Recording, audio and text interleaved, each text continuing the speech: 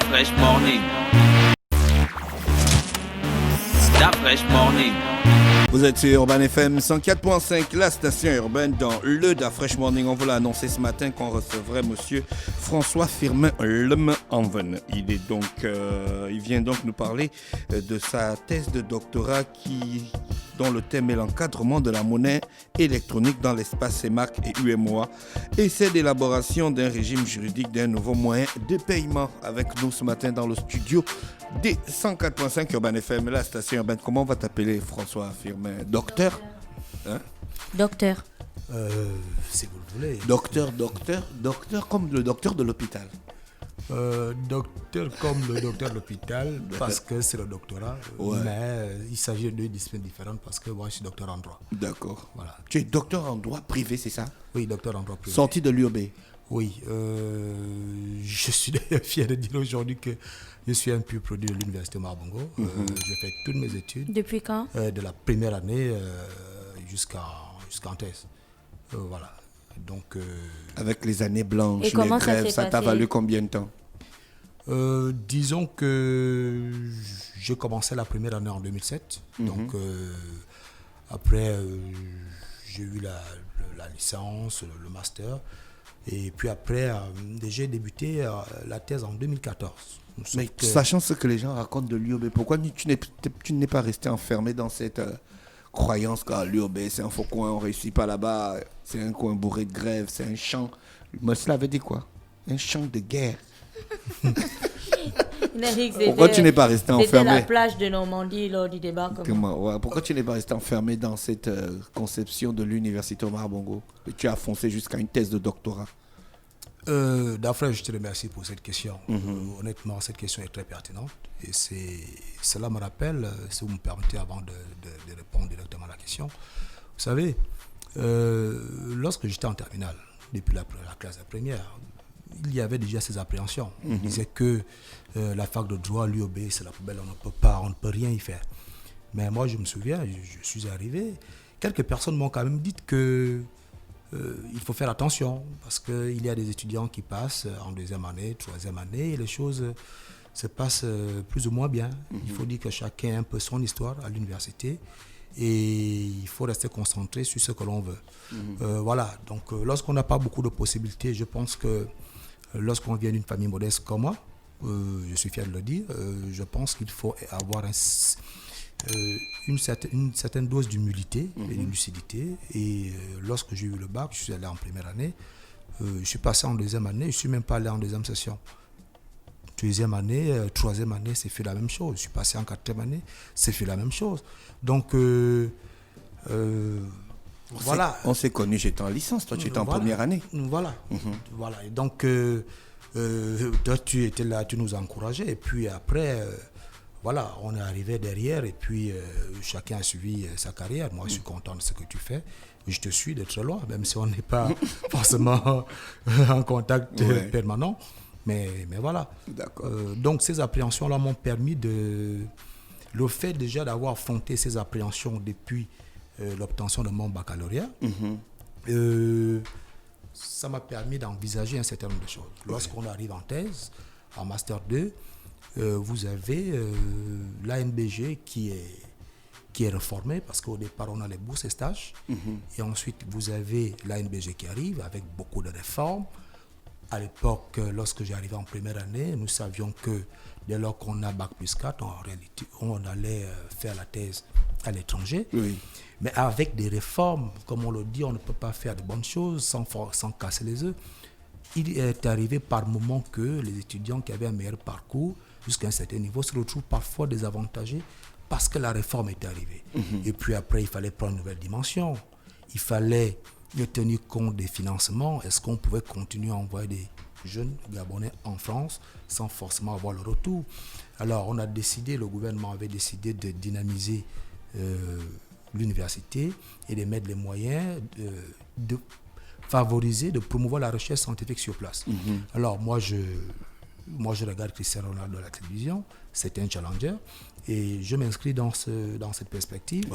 Et parce qu'il y a de 2007 à la soutenance de ta thèse, il y a beaucoup d'événements désastreux, oui, catastrophiques oui. qui se sont passés à l'université, Et je mais vous t'assure êtes que- resté focus. Je t'assure que chaque année, à l'université Omar Bongo, vous pouvez être en deuxième année, troisième année, quatrième année. Vous pouvez penser que vous êtes déjà immunisé contre le stress, contre parfois le sentiment de l'événement d'abandon. Mais lorsque vous débutez une nouvelle année, vous avez le sentiment que vous irez vers l'année blanche. Donc, il faut tenir à chaque fois. Lorsque vous terminez, vous dites « Ouf, ça s'est bien passé ». Donc, vous oubliez un tout petit peu et puis ça reprend. Voilà. Et de tout ce parcours, donc, vous arrivez à un master de recherche droit privé fondamental. De manière simple, qu'est-ce que cette discipline englobe concrètement? Master 2, c'est juste un master recherche. Oui, le master 2. C'est un master... en réalité, c'est le DEA de l'époque. Voilà. Dans le système LMD, on parle de master de recherche par opposition au master professionnel qui, lui, correspond au DSS de l'époque. Parce que vous faites un master recherche, ça ouvre droit à un troisième cycle. Oui. Voilà, vous pouvez faire la thèse.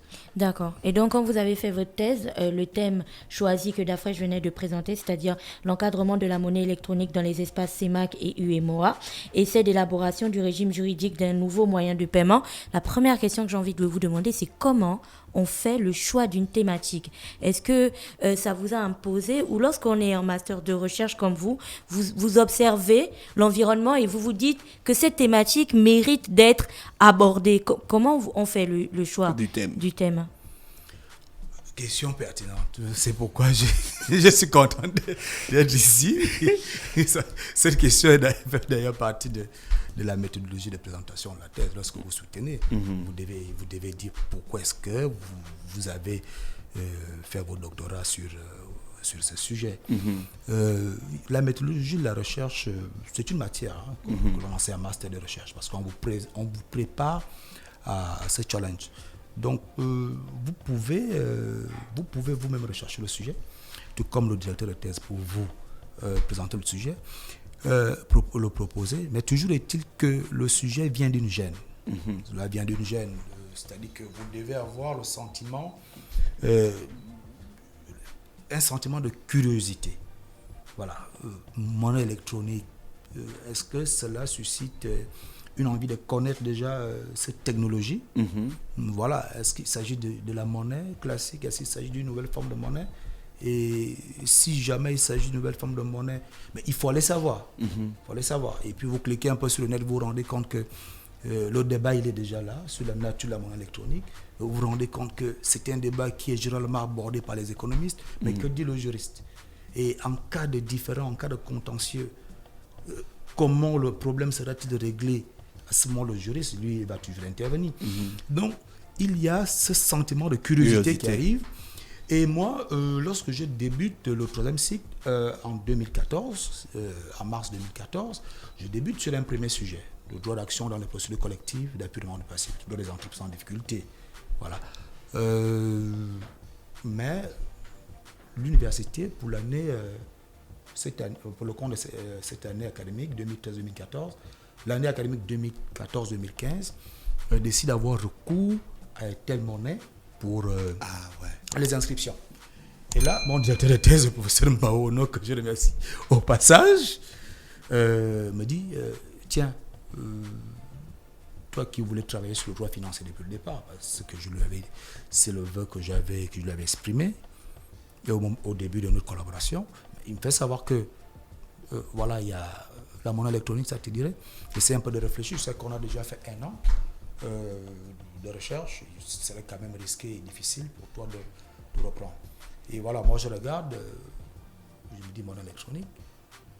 Il me dit, prends ton temps, prenez votre temps, ça peut prendre 1 mois, 2 mois, et puis vous revenez vers moi. Et puis il me dit, mais tu sais, la monnaie électronique, c'est à telle monnaie, par exemple. Ça fait partie des produits. Et là, je me dis, oui, effectivement, c'est telle monnaie.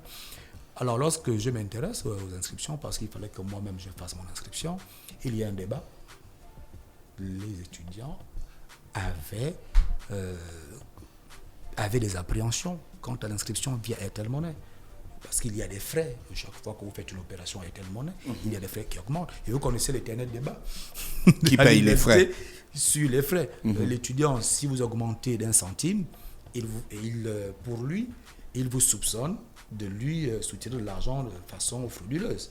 Alors, il y a ce débat.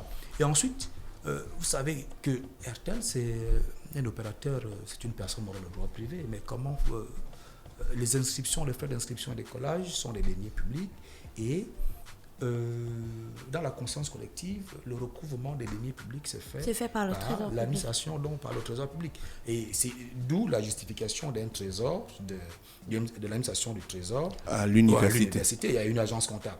Alors, comment se fait-il qu'on puisse procéder au recouvrement des deniers publics, dont les frais d'inscription d'écolage, par un opérateur privé? Cela a donné l'impression, et certains médias en ont parlé, cela a donné l'impression que le recteur, que la gouvernance universitaire voulait détourner les frais d'écolage en connivence avec RTL. Et du coup, là, j'ai trouvé l'intérêt, l'enjeu économique, l'intérêt d'en parler, de savoir de quoi il s'agit, quels sont les différents risques et quelles sont les différentes solutions qu'il faudrait... Oui, parce que... Et là, donc, on est en quelle année, là? Et là, nous sommes en 2015. Ouais. Voilà. Et donc, en 2015, lors de l'inscription en 2015, avec le professeur Borno, on décide de s'intéresser sur cette... de se lancer dans mais la... oui, mais dans la monnaie les maisons de téléphonie mobile se sont lancées tout azimut dans la monnaie électronique. Est-ce qu'il y avait déjà un parterre de batterie, il y a une batterie juridique qui accompagnait ça, ou bien le droit a suivi le mouvement des maisons de téléphonie mobile? Qui a emboîté le pas? Le droit gabonais ou bien les maisons de téléphonie mobile? Mais la flèche, tu sais, tu es très fort. Vous êtes très fort ici, vous êtes très fort. Et la question, justement, c'est celle-là que j'aborde dans ma thèse, tout au long de ma thèse, la question de la confiance. Quand on voit ma problématique, c'est de savoir si la réglementation, CEMAC et moi, aujourd'hui, suscite suffisamment de confiance dans la monnaie électronique. Oui. Alors, autre question est celle de savoir si la réglementation conditionne l'émission, donc l'activité de monnaie électronique dans l'espace CEMAC et UEMOA. Oui. La réponse est positive. La réponse est oui. La réglementation a précédé. Mais le produit en lui-même, en soi, le produit en lui-même existe bien avant. Il existe bien avant et comme le produit comporte des risques, notamment en matière de blanchiment de capitaux et de financement du terrorisme, le produit comporte des risques parce qu'il s'agit là d'une activité bancaire, c'est un moyen de paiement, la monnaie électronique. Et il y a des organisations internationales telles que le FMI et j'en passe, qui voyaient déjà une crainte dans la prolifération de la réalisation des risques de blanchiment de capitaux, de fraude, de financement du terrorisme. Alors, le législateur CEMAC et UEMOA ont opté pour la prudence. Ces législateurs ont estimé qu'il fallait légiférer avant de permettre l'exécution de l'activité dans nos espaces, dans les deux sous-régions. Bon, c'est vrai que les deux sous-régions sont indépendantes du point de vue de la législation, mais c'est la même démarche qui a été retenue de part et d'autre. Pour la CEMAC, vous verrez par exemple l'article 193 du règlement CEMAC de 2003 relatif au système moyen incident de paiement. Il n'y a que 3 articles, si je ne m'abuse, les articles 193 à 195 qui sont consacrés à la monnaie électronique. C'est juste le temps de définir la monnaie électronique. À l'article 195, il dit, attention, un règlement COBAC viendra déterminer en tant que de besoin les conditions d'agrément et d'agrément des établissements émetteurs de monnaie électronique et leur fonctionnement. Donc, on est déjà en train d'annoncer en 2003 que, oui, nous avons retenu la monnaie électronique comme étant un moyen de paiement, au même titre que les virements, les chèques et tout ça. Mais, pour l'heure, attendez que la COBAC, qui est le superviseur, adopte un règlement, donc un texte qui va dire les conditions dans lesquelles on agrée un émetteur de monnaie électronique, tout comme on agrée une banque. Et en 2005, c'est en 2005 qu'il y a le premier règlement, le règlement COBAC intervient. Vous verrez que il y a les conditions d'agrément. Donc le temps de monter les dossiers, le temps de mûrir l'idée, le temps de se faire accepter, d'être agréé, parce qu'il y a un temps pour instruire le dossier. On dépose le dossier auprès du ministère de l'économie, qui est l'autorité monétaire nationale, qui transfère le dossier à la COBAC, encore qu'à cette époque, qui transfère le dossier à la COBAC, et la COBAC rend son avis, rend un avis conforme, et le transmet au ministère de l'économie qui va prendre un arrêté. On est dans un cadre strictement commercial, bancaire, parce que quand on parle de la COBAC, on parle de la banque. Oui, quand on parle de la banque, on parle du commerce. Donc on a l'OADA qui est là, parce qui gère le commerce quand même, qui définit le domaine dans lequel le commerce doit être exercé pour tous les pays qui ont souscrit à ça. Après on a la COBAC, après on a deux institutions différentes, la CEMAC et l'UMOA. Est-ce que tout le monde est d'accord sur la façon dont on va traiter la monnaie électronique dans cet ensemble? COBAC, OADA, UMOA, CEMAC. Est-ce que tout le monde est d'accord? Il faut dire que c'est la question de la répartition des compétences, le domaine même des différentes législations. Le droit CEMAC, le droit UMOA rentrent dans la même catégorie. D'accord. Voilà. En fait, l'espace OADA, c'est le grand espace. D'accord. Qui regroupe les deux sous-régions. Mais le droit OADA en lui-même, on va considérer que c'est le droit commun et le droit commercial. Oui. Et à ce titre, son objectif, c'est l'intégration juridique. En revanche, les droits CEMAC et UMOA sont à intégration économique. D'accord. Donc, les aspects qui concernent la finance, la banque, le droit financier, le droit bancaire, en tout cas les activités de banque et les activités financières, c'est la CEMAC pour l'Afrique centrale et l'UMOA pour l'Afrique de l'Ouest. Donc, les domaines sont bien délimités. Et puis, il y a des règles juridiques qui permettent, en cas de conflit de loi, de dégager la solution qui doit être retenue. Voilà. Une société commerciale, lorsqu'on doit la constituer, par exemple, un émetteur de monnaie électronique, vous prendrez le cas de BGFI Bank, c'est BGFI qui émet la monnaie électronique distribuée par Airtel. Airtel Monnaie est distributeur de la monnaie électronique émise par BGFI. Mais les deux entreprises sont d'abord des sociétés commerciales. Voilà. Et ces sociétés commerciales, pour leur constitution, doivent d'abord respecter les règles de l'acte uniforme relatif aux sociétés commerciales et du groupement d'intérêt économique. D'accord. Donc, à l'ANPI, vous suivez la procédure d'immatriculation, publication. Mais, juste après, il y a la réglementation spécifique.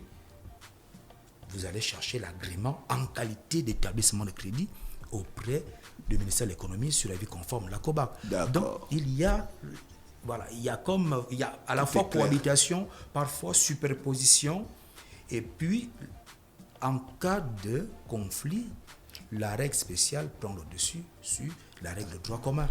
Et ce dont vous êtes en train de parler aujourd'hui est d'autant plus intéressant que ces derniers mois ou ces dernières semaines, on a vu une sorte d'évolution très rapide de la monnaie électronique avec désormais des échanges, des liens directs même avec la banque. J'envoie, je reçois, je bouge de mon compte, je retire de mon téléphone et plein de choses. Et puis surtout un autre phénomène aussi, vous en avez parlé avec quelques difficultés qu'on connaît avec la monnaie électronique, celui lié aux erreurs que l'on fait. J'ai envoyé 100 000, je pensais l'envoyer au numéro de Dafresh. Finalement, je ne sais pas où c'est parti. Et puis, les maisons de téléphonie mobile font souvent tourner toutes ces personnes-là. Et on a l'impression qu'il n'y a pas de réglementation claire autour de la résolution de ce genre de conflit. Par exemple, lorsque vous parlez de la mise en place ou de l'amélioration de l'arsenal juridique pour encadrer la monnaie électronique, est-ce que vous pensez que ces organisations ont intégré l'urgence de la rapidité,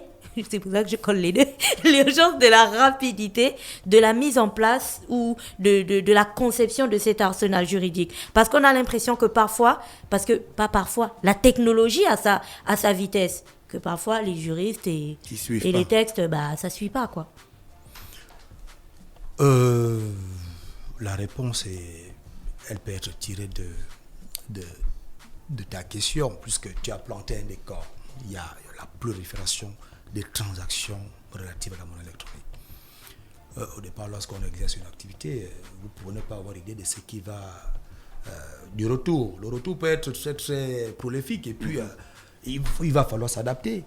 Les transactions électroniques sont extrêmement rapides. La monnaie électronique circule de façon rapide. Et lorsqu'il y a incident, parce que ça rentre dans le cadre des incidents de paiement, c'est la deuxième partie de ma thèse, ça rentre dans le cadre du traitement des incidents de paiement. Donc, on va prévenir d'abord, et lorsqu'il y a quand même réalisation de l'incident, il y a une réglementation qui prévoit comment est-ce qu'on gère les incidents de paiement. La première chose que l'on dit, que l'on exige à l'émetteur et au distributeur, c'est que vous devez avoir des capacités matérielles pour pouvoir assurer la continuité de votre système informatique. Ensuite, on vous impose de garder la traçabilité des différentes opérations que vous passez dans la monnaie électronique pendant une durée de 10 ans. Voilà. Et on vous impute la charge de la preuve. Ça veut dire que, regardez comment les opérateurs fonctionnent. Ce sont toujours les opérateurs qui vous disent si c'est bon, si c'est pas bon. Mais jusque-là, moi je salue le travail des opérateurs sur ce point parce que lorsque je suis confronté à une telle difficulté, le problème il finit toujours par se résoudre. C'est vrai, ça peut prendre du temps, mais il finit par se résoudre. Il suffit d'écrire sur, par exemple, la page Messenger ou Facebook, vous donnez vos coordonnées, vous donnez les coordonnées du sous-distributeur qui est au quartier, qui a son identifiant, et on vous dit que l'opération a été passée au profit de tel, ou l'opération n'est pas passée pour telle ou telle raison. Et ça finit par se régler. Donc, sur ce point, je pense qu'il y a beaucoup d'efforts sont consentis par les opérateurs. Et naturellement, il faut toujours améliorer le système parce que on va vers la digitalisation des opérations de banque, de la monnaie. L'élaboration d'un régime juridique, d'un nouveau moyen de paiement.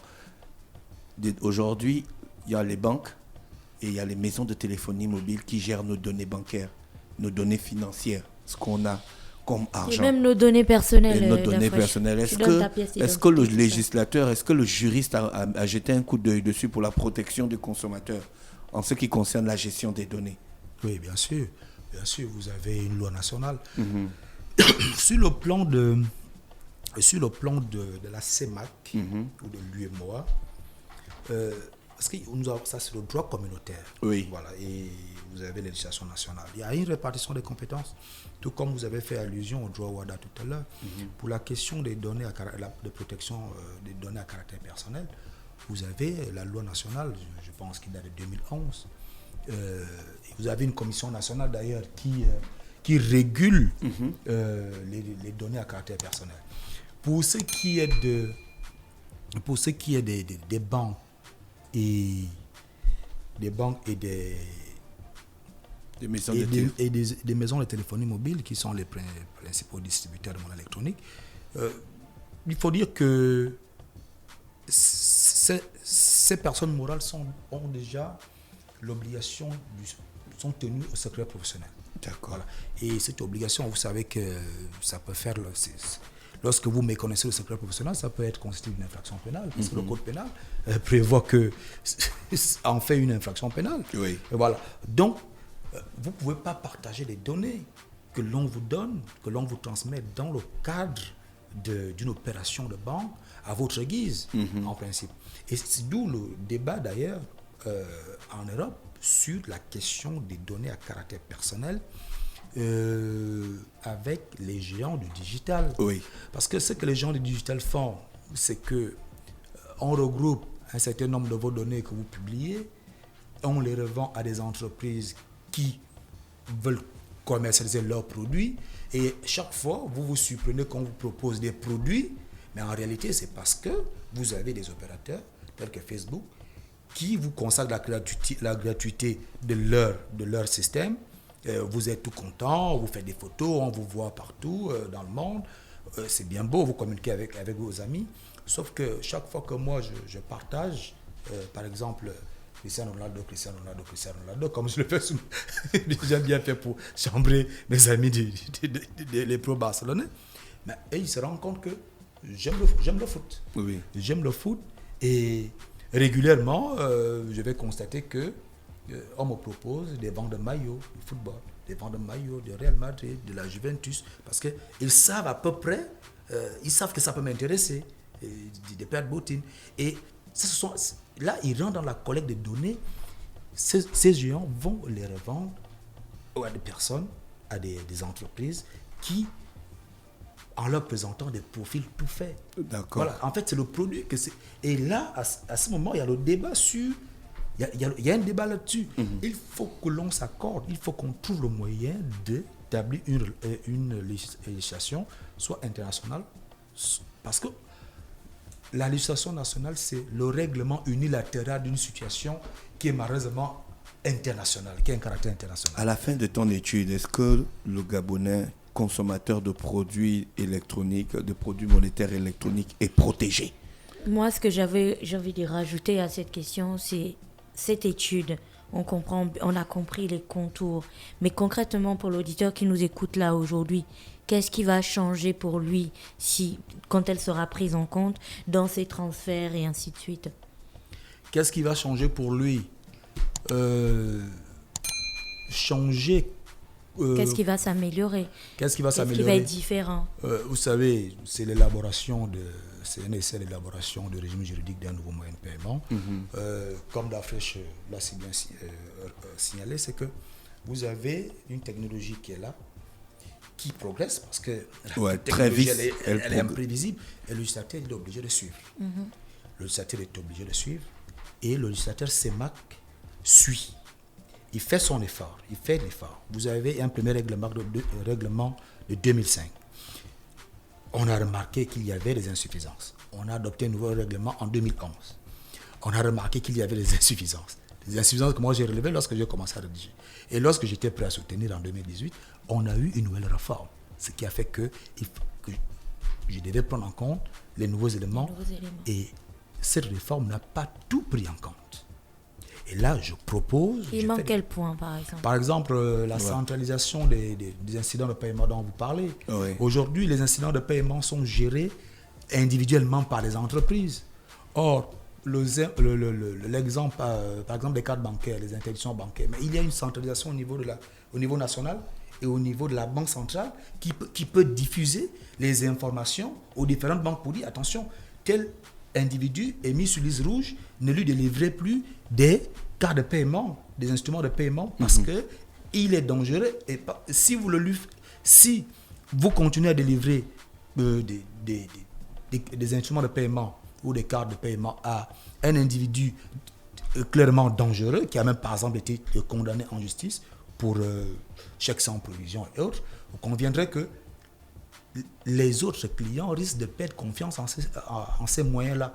Or, la relation entre le banquier et le client, le public, c'est la confiance. Donc, il faut tout faire pour instaurer la confiance. Or, aujourd'hui, nous sommes encore à la gestion individuelle des incidents de paiement relatifs à la monnaie électronique. Donc, il faut aller vers la centralisation. Un individu aujourd'hui peut frauder avec Airtel et repasser derrière, aller voir BC Mobile ou aller se faire la carte prépayée UBA. Voilà. Donc, il faut que lorsqu'il y a la fraude, en fonction des modalités que l'on puisse convenir au niveau de la CEMAC, il faut qu'on puisse se dire, à un certain niveau de fraude, il faut le signaler, on peut lui opposer une interdiction, on peut même le condamner au pénal et il peut être interdit d'usage de cet instrument. Donc, c'est une proposition, par exemple, sur les incidents. Donc, il y a des propositions dans ta thèse de doctorat, des propositions sur un nouveau régime de paiement numérique, un nouveau régime juridique. Oui. Est-ce que tu as proposé ça à des législateurs? Est-ce qu'ils ont pris ça en compte? Est-ce qu'on s'attend à à tes propositions dans une prochaine réforme? J'ai soutenu le 16 décembre 2020. Là, je fais quelques lectures, mais après le législateur CEMAC pour UEMOA. Depuis que l'annonce a été faite sur le site de l'OADA, je reçois des messages de félicitation. Merci à toutes les personnes qui me félicitent et qui me soutiennent depuis le début. Merci à l'Université Omar Bongo, Ça c'est clair. à mes enseignants, à ma famille qui me soutient depuis le début. Et les réformes, lorsque le travail sera en l'état, avec une nouvelle page de garde, dernière lecture, comme cela m'a été recommandé, parce qu'il n'y a pas mal de coquilles. Vous savez, l'informatique, lorsque vous cliquez, après, il y a quelque chose qui sort. Et donc, je prendrai le temps qu'il faut. J'espère que ça ira. Est-ce que lorsqu'il y aura la prochaine réforme, parce qu'on est sûr qu'il y aura une réforme, vous reviendrez ici nous expliquer? Ce serait l'idéal. Je serais content de revenir. Mais d'ores et déjà, je pense que Dafresh était en train de me dire de communiquer mes travaux au législateur CEMAC. Bien sûr, ça, c'est la mission qu'il faut. C'est ta première mission. Ce qu'il faudra faire. D'accord. Voilà. Pour que le législateur CEMAC prenne en compte. Oui, j'ai une Et pour dernière toutes les question. personnes que ça intéresse, peut-être des personnes qui travaillent dans des entreprises de téléphonie mobile ou des banques et autres qui aimeraient bien avoir le contenu de cette thèse, est-ce que c'est possible encore? Je sais que vous avez dit que vous êtes en train de corriger quelques coquilles, mais est-ce que c'est possible de vous appeler, de vous voir, d'avoir une idée? Oui, bien sûr. D'accord. Ce serait d'ailleurs avec plaisir. D'accord. On fait un travail de recherche, c'est pour. Donc pour le c'est une vulgariser. thèse d'à peu près 600 pages. Ah oui. Intitulée L'encadrement de la monnaie électronique dans les espaces CEMAC et UEMOA, essai d'élaboration du régime juridique d'un nouveau moyen de paiement. C'est une thèse donc qui a été faite par monsieur François Firmin Nlémé François Firmin Nlémé Amvele. Désolé si je le prononce mal. Voilà, sous la direction de monsieur Charles Mba Tu connais ce qu'on Owono, appelle? Tu connais l'homme. avec la présence à la soutenance de madame Rolande Sorel Ngno Ngekin, épouse Wacho, de monsieur Joseph Fifana Ndogbenou, qui était le président du jury, monsieur Étienne Nsié, monsieur Jean-Claude James et monsieur Charles Mba Owono. On présente bien les personnes qui étaient au jury parce qu'on ne sait jamais. Il y a des auditeurs. Il y a qui deux en ont étrangers. Quand ils viennent comme ça, c'est l'université qui paye le déplacement? Oui, c'est l'université qui s'occupe de leur déplacement, de leur hébergement. Waouh. Voilà. Donc les séances de soutenance, ça coûte cher. Je comprends pourquoi c'est pas fréquent à l'université Omar Bongo. C'est pas fréquent, mais il faut dire que depuis le mois de novembre, il y a eu pas mal de soutenances. D'accord. En Ok. gros, il y a eu une seule soutenance jusque-là, mais en faculté des lettres, il y a eu une dizaine. Non, en économie, il y a eu, je pense, à peu près 4 ou 5. D'accord. Oui, Les observations de votre jury sur votre travail? On fait quoi? C'est quoi les observations passables, assez bien? Sur mon travail? Oui.